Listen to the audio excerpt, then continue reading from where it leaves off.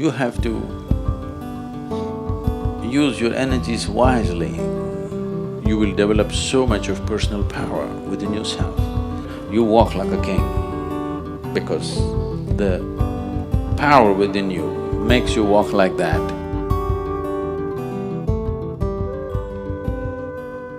How far a human being goes in this life, materially, spiritually, or in whatever dimension, essentially depends on with how much energy he can crackle. Yes.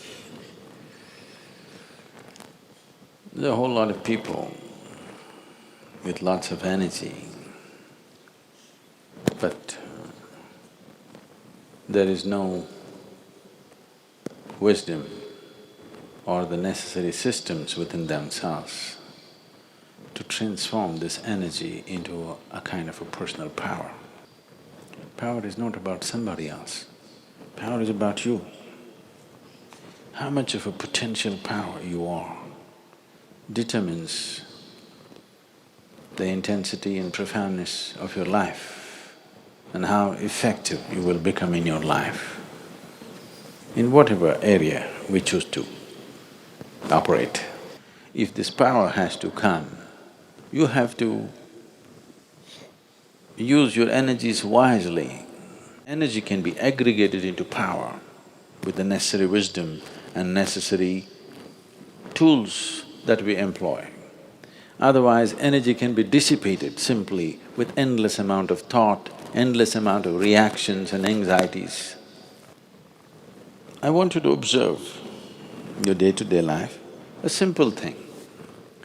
Just let's say, how many words do you utter in a day? You never counted? Oh, you should. You should.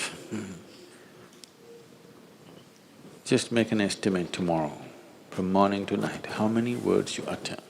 Day after tomorrow, cut it by 50% and say the same things. You're not cutting off communication with people. You're still communicating, but with 50% of the words. Your language skills will improve for sure. And you will see, you will develop so much of personal power within yourself.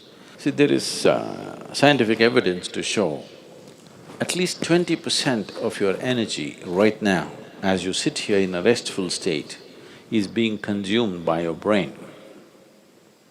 If you bring this down, that your brain is not unnecessarily fluctuating and, hopping mad all the time.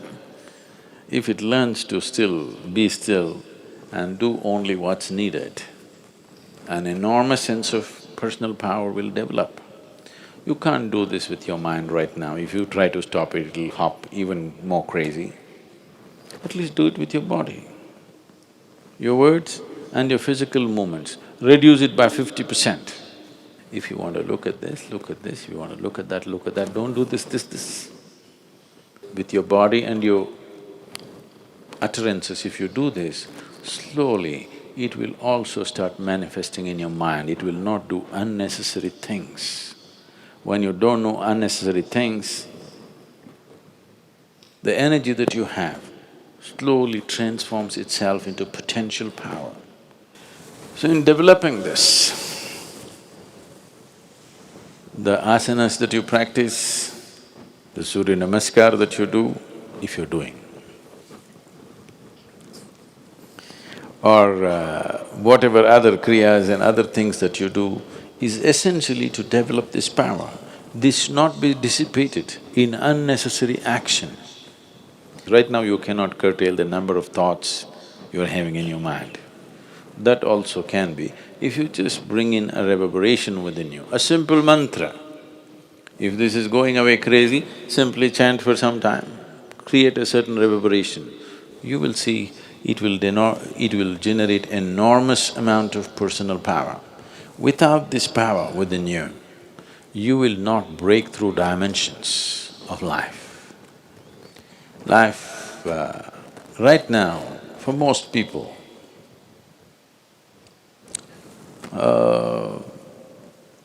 divine is just a scriptural dictum.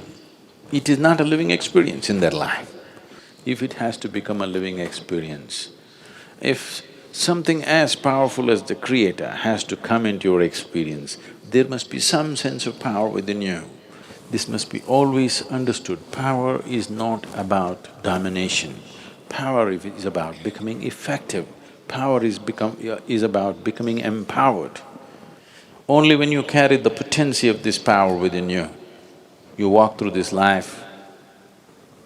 It doesn't matter where you're placed in the society. It doesn't matter financially where you are, materially where you walk like a king because the power within you makes you walk like that.